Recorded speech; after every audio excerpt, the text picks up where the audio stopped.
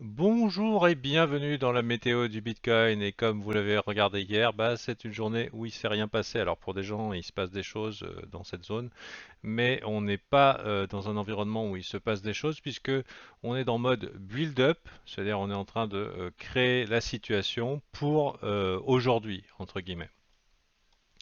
C'est ce que j'avais indiqué hier. On a un événement dans la journée, 14h30 heure de Paris, c'est l'annonce de l'inflation, de la valeur de l'inflation. Si l'annonce est élevée, ça veut dire que la Fed aura un petit peu de pression pour aller plus fort dans l'utilisation de ces outils. C'est comme ça qu'ils disent, on va utiliser tous les outils pour lutter contre l'inflation. Et donc, il y aura des chances que ils doivent mettre des augmentations de taux d'intérêt plus forts que les 0,5% prévus. Voilà. Donc, si vraiment l'inflation est très forte, ça veut dire que les marchés se disent oh merde, putain, ils vont pas pouvoir tenir les 0,5% et oh merde, du coup, l'équilibre que le marché a, qui price déjà cet événement, il faut savoir que l'événement du pricing des taux d'intérêt à 0,5 est déjà dans le prix, puisque le job d'investissement et de trading, c'est d'anticiper les événements. Donc on essaye de pricer les événements avant qu'ils arrivent. Et ce sont les éléments de surprise qui vont changer les choses. Donc par exemple, est-ce que une augmentation du taux, enfin, est-ce qu'une augmentation de l'inflation, ça serait vraiment une surprise? Non. Mais si elle est significative, clairement, ça pourrait laisser planer le doute qu'on doive aller plus fort que 0,5%. Donc on va être assez attentif. 14h30 heure de Paris. Qu'est-ce qui va se passer? Si vous faites du day trading, attendez-vous à des pump and dump. Attendez-vous à des mouvements très très élevés, une grosse augmentation de la volatilité à ce moment exact et probablement des fuck moves. Je pense pas qu'il soit raisonnable de déterminer ouais ça y est c'est bon dans la première minute où ils ont donné les résultats. C'est pas forcément un événement qui va donner une direction.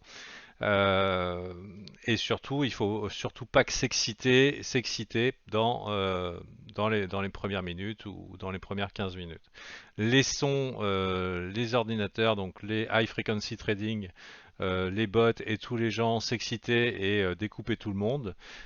Simplement, soyez bien conscient que si vous prenez une position maintenant, là, à l'heure où je vous parle, 7h40 chez vous, 9h40 chez moi, que vous attendez avec un stop ultra serré, faudra pas dire à 14h30, oh bah là là, les marchés sont vraiment trop méchants, comment ça se fait que je me suis fait stopper? En plus, j'avais raison.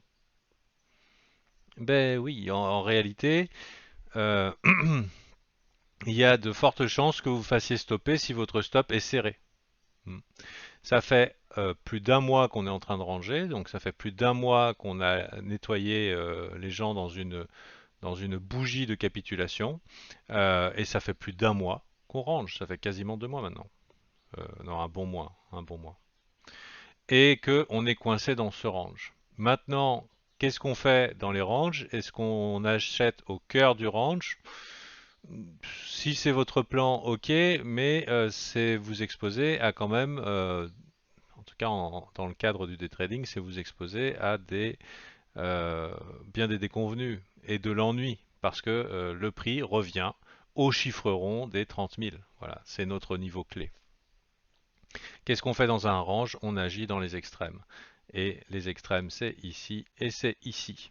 Ce qui fait que si jamais vous êtes haussier, si vous êtes bullish, plutôt que d'attendre avec votre levier très très élevé, stop serré, liquidation très proche, enfin le truc de désespéré, faut s'attendre à ce que ça se passe mal si vous êtes en position avant 14h30 heure de Paris. Il vaut mieux laisser les ordinateurs, les high frequency traders faire leur truc, que ça bouge dans tous les coins, pic de la volatilité et éventuellement prendre position. Voilà.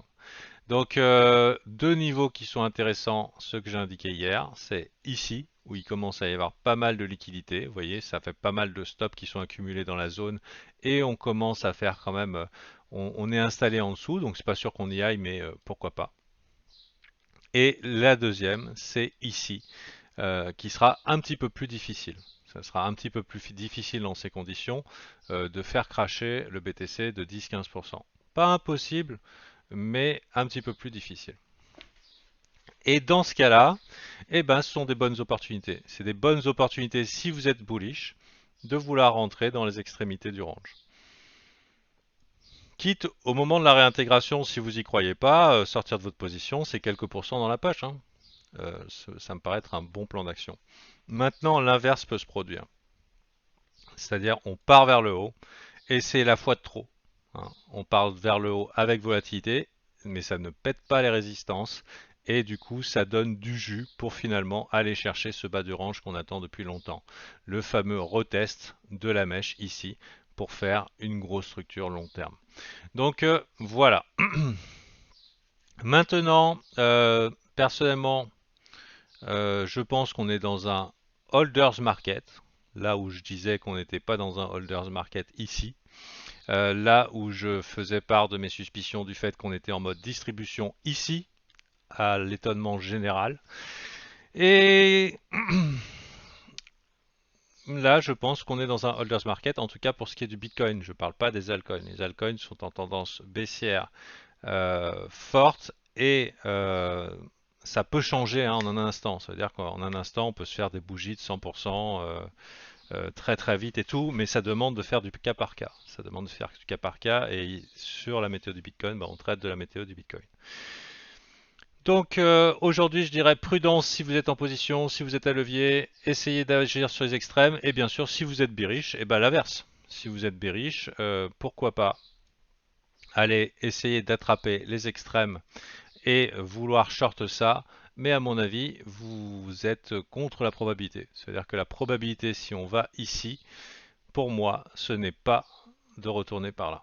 C'est d'abord, on va faire ce que les marchés font, c'est-à-dire ce qu'on appelle le relief bounce, c'est-à-dire qu'ils vont fournir après un mois, et ben, au moins un rebond significatif. Voilà. Donc, mais c'est ok, hein, si vous êtes baissier, la tendance est baissière, les indicateurs sont baissiers d'y aller, mais sachez que ça risque de faire mal, parce que quand on va sortir du crab market, je vois bien une grande majorité de gens shorter le rallye et pleurer beaucoup plus tard. Maintenant, ça peut durer beaucoup plus longtemps, hein, ici c'est swing. Si c'est un bottom très long terme, ça peut durer très longtemps, ça peut durer un bon 6 mois. Si c'est juste un petit rallye pour un rebond pour voir, ça peut arriver très vite. Genre dans les jours qui viennent, dans le mois qui vient. Qu'est-ce qui peut arriver très vite? C'est-à-dire, on fait un rallye significatif et après on voit. Ça veut dire quoi? Après on voit, c'est on voit si après un retest de ces lots, on va plus bas dans un bear market qui prend la tête et qui va très loin. Bah, ça paraît très réaliste ce genre de mouvement. Ou alors, on voit, bah, les gens, ils essayent de short tous les dips parce qu'ils ont raté le truc. Et ensuite, bah, ça continue. Et puis voilà, bah, on a laissé sur le carreau ce qu'on peut acheter ici. Donc c'est un petit peu ce que je vois comme play potentiel. Ça envisage tous les cas de figure. Pour l'instant, je pense qu'il faut ne pas être fortement exposé, être prêt à encaisser la volatilité particulièrement élevée aujourd'hui. Et de mon point de vue, on n'est pas loin d'un rebond de type relief bounce au minimum. Hein. Relief bounce au minimum, ça veut dire quoi? Ça veut dire un retracement. Et si le sentiment est bon, avec une continuation qui casse le cul de plein de gens. Faut savoir que si là, la Banque Centrale Européenne vient d'annoncer quoi? 6 ou 7% d'inflation annuelle? Ça va commencer à être complètement hors de contrôle. Voilà. Donc, ok, il y a une corrélation avec les indices, mais on est loin des 2% de la Fed. La Fed n'a pas l'intention de crash les marchés. Qu'est-ce qu'on fait avec cette inflation de 7-8%? Est-ce que vraiment on peut considérer qu'à un moment, si soit ils y vont fort, ils tirent sur le bandage et du coup ils luttent contre cette inflation, soit à un moment on se rend compte qu'on ne peut absolument rien faire, que c'est pas 0,5%, que c'est pas 0,7%, et tant qu'on n'y va, on n'y est pas allé à coup de 2-3%, qu'on crache tout, euh, mais vu que eux, ils ont pas forcément envie que ça crache et puis qu'ils vont continuer à faire leur truc, il est possible qu'à un moment, les marchés n'aillent pas forcément vers le bas, mais qu'ils nous fassent des rallyes vénézuéliens. Et en particulier le Bitcoin, qui déjà a bien purgé, mais en plus de ça, dans la pourrait trouver un narratif. Je dis pas que c'est la raison pour laquelle ça va monter, mais en tout cas, ça pourrait trouver un narratif du genre: ah, mais vous saviez pas que Bitcoin c'est l'aspirateur anti-inflation, un aspirateur anti-inflation qui vient de perdre 60%, hein, mais vous ne saviez pas, mais c'est quand même un narratif qui a bien été absorbé. Donc si jamais on avait un rallye, ça pourrait être un rallye qui pourrait être alimenté par le fait que de toute façon, les banques centrales ne pourront rien faire, quoi qu'elles fassent, parce qu'elles n'auront jamais les couilles de faire ce qu'il faut. Entre 10 et 5% de son capital en BTC, ça va comme investissement pour hold. Alors ça va si c'est dans ton plan, mec. L'avantage entre 10 et 5%, c'est que si ça perd 50%, tu ne perds que 5% du capital. C'est-à-dire que là, s'il y a BTC à 15 000, et à la limite, tu auras le temps de revoir ta position si jamais ça arrive, euh, euh, du coup, ça devrait pas te faire un gros trou dans l'anus. Voilà, donc 10-5%, 10-5%, c'est que pouic, hein. C'est pas comme les mecs qui vont faire 3 fois, 5 fois leur position de capital. Ça reste complètement acceptable. Oui, ça me paraît complètement acceptable. Avant que le marché se casse la gueule de 50%, déjà c'est pas censé arriver en une demi-journée, tu vois, parce que c'est pas rentable. Et puis t'as le temps de voir venir. Tu vois. Tu peux changer d'avis, quoi. Donc, mais ça, c'est ton plan et ta planification. Ça peut être un sujet qu'on verra avec l'espace investisseur qui a été créé sur le Patreon CryptoFanta, qui permet aux gens d'accéder à un live par semaine et des concepts qui vont aider à la prise de décision long terme pour des gens qui ont un petit budget et pas beaucoup de temps pour le trading. C'est l'espace investisseur sur CryptoFanta, le Patreon. Bon, ça reste du contenu, je vais dire, un petit peu plus accessible, pas seulement financièrement que l'espace VIP, mais aussi en termes de contenu. C'est un petit peu plus light, hein. C'est pas aussi poussé en termes de connaissances. Bien sûr, vous aurez des trucs que vous n'aurez pas ailleurs, mais bon, pour être dans l'ultra compétitif, pour être plus malin que 95% des gens, mettre 15 balles par mois dans votre formation, ça reste quand même un petit peu léger. Et les VIP, ils ont le top du top, hein. Le VIP n'est pas devenu un truc de day trading parce qu'il y a un espace investisseur. L'espace investisseur, je leur offre pour les fidéliser, mais ce qu'ils ont en VIP, c'est mieux. C'est mieux à tout point de vue et on voit le long terme tous les jours. Parce que dans ma prise de décision, il y a le contexte du jour, mais aussi euh, le, euh, le macro, le long terme, c'est est-ce que ça vaut la peine de se tenir la bite ici? Est-ce qu'il faut acheter le support ou est-ce qu'il faut le short? Est-ce qu'il faut envisager une purge quand tout le monde se tient la bite? Est-ce qu'il faut commencer à passer boule ici? Est-ce qu'il faut commencer à chercher achat ici? Ça, c'est des trucs qu'on voit en VIP. Et bien sûr, je considère l'espace investisseur comme un apéritif, une introduction, donner aux gens ce qu'ils ont besoin, mais on ne peut pas être trop pointu non plus. Voilà. C'est plus un SaaS. Pour moi, l'espace investisseur, c'est un SaaS. C'est un SaaS pour ceux qui se sont retrouvés avec des bagues long terme malgré eux et qui ont besoin d'accéder à du contenu qui permettrait de sortir de mauvaises positions. Et du coup aussi des gens qui sont obligés de se mettre en hibernation parce qu'ils ont fait une connerie. C'est aussi un SaaS pour des gens qui disent mais c'est quoi le contenu payant de Fanta? Est-ce que c'est bien? Et c'est trop cher de voir le prix du VIP. Donc c'est disons un apéritif. Et sinon, c'est aussi pour des gens qui savent où on en est dans le cycle et qui savent que le prochain cycle c'est 2025 et qui veulent garder un pied dans le VIP. mais bon, qui peuvent plus se permettre de regarder le brief tous les jours parce qu'il faut qu'ils passent en hibernation pendant 1 ou 2 ans. Mais le top du top, les meilleurs signaux, la précision picométrique, ça se passe dans le VIP.